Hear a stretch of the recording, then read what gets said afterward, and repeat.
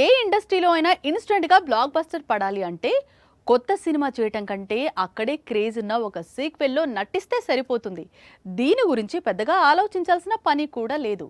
ప్రస్తుతం ఇదే పనిలో ఉంది రష్మిక. యానిమల్, ఛావా, థామా లాంటి చిత్రాలతో బాలీవుడ్ లో బ్లాక్ బస్టర్లు, పుష్ప 2, కుబేరా లాంటి మూవీస్ తో టాలీవుడ్ లోనూ సూపర్ హిట్లు. మరి కోలీవుడ్ సంగతి? ప్రస్తుతం తమిళ సినీ పరిశ్రమలో కూడా ఒక బ్లాక్ బస్టర్ అందుకోవాలనే ప్రయత్నంలో ఉంది రష్మిక.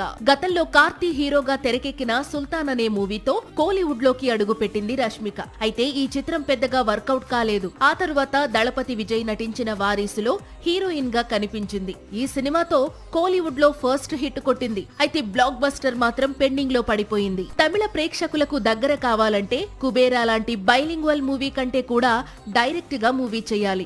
అందుకు కాంచనా సిరీస్ కు మించిన మూవీ ఏముంటుంది? అందుకే లారెన్స్ తెరకెక్కిస్తోన్న కాంచనా 4 లోకి రష్మిక అడుగు పెడుతోందట. ప్రస్తుతం ఈ రూమర్ కోలీవుడ్ ను షేక్ చేస్తోంది. సాక్షి టీవీ ప్రసారాలను నిలిపివేయటం చట్టరీత్యా నేరం. సాక్షి టీవీ ప్రసారాల కోసం మీ స్థానిక కేబుల్ ఆపరేటర్ను వెంటనే సంప్రదించండి. DTH లో, ఇంటర్నెట్ లో కూడా సాక్షి టీవీ ప్రసారాలను వీక్షించవచ్చు.